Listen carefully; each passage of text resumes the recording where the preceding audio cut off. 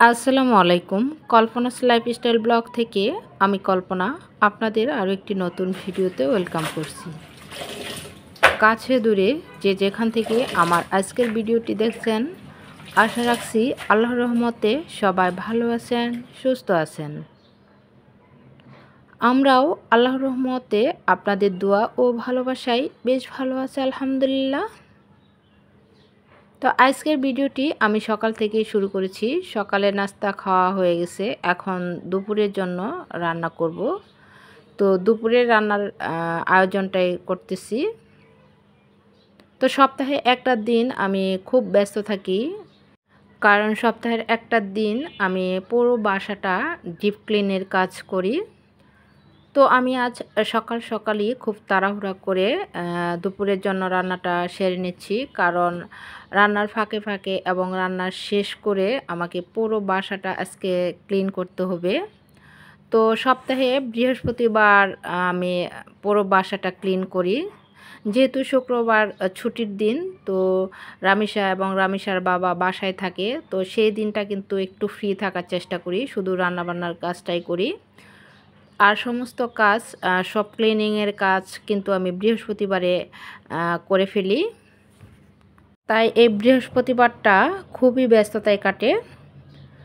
তো যাই হোক, এখানে আমি কিন্তু দুপুরের জন্য রান্নাটা সেরে নিচ্ছি। এখানে আমি মূলার শাক দিয়ে চিংড়ি মাছ মাখিয়ে রান্না করব। তো মূলার শাকটা আমি ভাপ দিয়ে নিয়েছি, আর একটা আলু কেটে দিয়েছি, আর সব মশলা দিয়ে তারপর মাখিয়ে তরকারিটা উঠিয়ে দিলাম। ভিডিওর এই পর্যায়ে আপনাদের কাছে ছোট্ট একটা রিকোয়েস্ট করে নিচ্ছি, প্লিজ ভিডিওতে একটি লাইক দিয়ে বাকি ভিডিওটুকু কন্টিনিউ করবেন। আপনাদের একটি লাইকই এই ভিডিওটি আর অনেকের কাছে পৌঁছাতে সাহায্য করবে। আর যদি আমার এই ফ্যামিলি ব্লগগুলো দেখতে আপনারা পছন্দ করেন, চাইলে চ্যানেলটি সাবস্ক্রাইব করে রাখতে পারেন এবং পাশে থাকা বেল অপশনটি প্রেস করে রাখতে পারেন। এতে করে আমি নতুন কোনো ভিডিও ছাড়ার সাথে সাথে নোটিফিকেশন আপনার মোবাইলে চলে যাবে। আর যারা কাজটি অলরেডি করেছেন তাদেরকে অসংখ্য অসংখ্য ধন্যবাদ। তো আমি রান্না উঠিয়ে দিয়ে মাঝে মাঝে রুমে এসে কাজ করে যাচ্ছি। এখানে মেয়ের টেবিলটা আমি একটু ক্লিন করে দিচ্ছি, যদিও মেয়ে এটা কিন্তু প্রতিদিনই ক্লিন করে। তো আমি বললাম না, সপ্তাহে একদিন একটু ডিপ ক্লিন করে দেই। তো প্রতিটা জিনিসই কিন্তু আমি সপ্তাহে একদিন খুব সুন্দর করে ক্লিন করি। তো বয়েজে কিন্তু মাঝে মাঝে আমার ছোট মেয়ের কথা শোনা যাচ্ছে। তো আসলে বাচ্চা যাদের আছে তাদের সব কিছু ম্যানেজ করা একটু কঠিনই হয়ে যায়। তো ও কিন্তু মাঝে মাঝে একটু সাউন্ড করতেছে। তো আমার বড় মেয়ে কিন্তু মাশাআল্লাহ ও নিজের টেবিল নিজেই খুব সুন্দর করে গোছায়। আমি গুছিয়ে দিলেও কিন্তু ও পছন্দ করে না, ও ওর মতো করেই সুন্দর করে গুছিয়ে রাখে।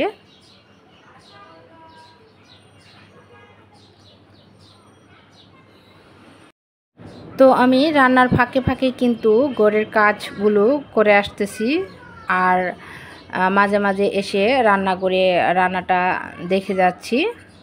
তো এখানে কিন্তু আমার শাকটা হয়ে গেছে। তো শাকটা নামিয়ে আমি মাছটা উঠিয়ে দিয়েছি, বাইং মাছ রান্না করব, ভুনা করব।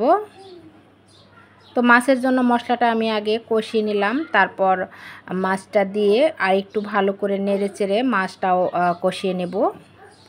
তো মাছটা কিন্তু আমার কষানো হয়ে গেছে। এখন আমি পানি দিয়ে নিচ্ছি, যতটুকু পানি লাগে ঠিক ততটুকু পানি দিয়ে ঢেকে দিলাম।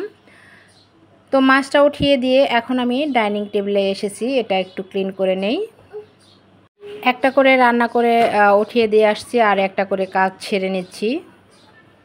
তো আসলে সব কিছু কিন্তু ক্যামেরাতে দেখানো সম্ভব হয় না, ক্যামেরার বাইরেও কিন্তু অনেক কাজ থাকে। তো ক্যামেরার বাইরেও কিন্তু আমি অনেক কাজ করে নিয়েছি।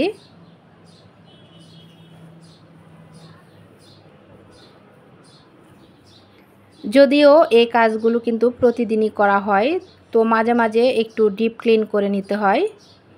এদিক দিয়ে কিন্তু আমার মাছটা হয়ে গেছে, এখন মাছটা নামিয়ে নিচ্ছি।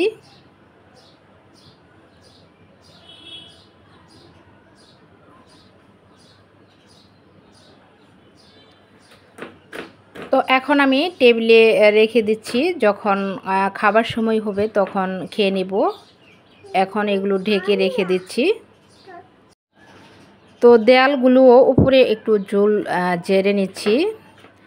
এক সপ্তাহ পর পর যদি এই কাজগুলো করা হয় তাহলে কিন্তু খুব বেশি ঝোল জমে না। তো এখানে কিন্তু খুব বেশি ময়লা হয়েছে তা নয়, তবুও একটু ঝাড়া দিয়ে নিচ্ছি। তো শেষ মুহূর্তে আমি বিছানাটা গুছিয়ে নিব, তো চাদরটা আমি উঠিয়ে নিলাম। সপ্তাহে একদিন যদি কষ্ট করা যায় তাহলে কিন্তু পুরো সপ্তাহ একটু রিল্যাক্সে কাটে।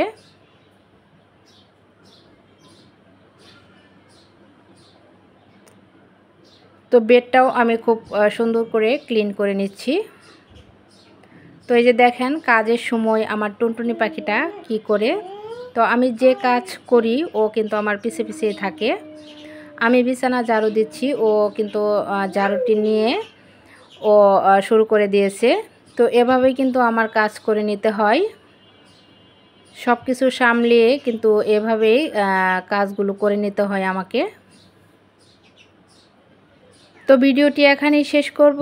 আল্লাহ হাফেজ, আসসালামু আলাইকুম।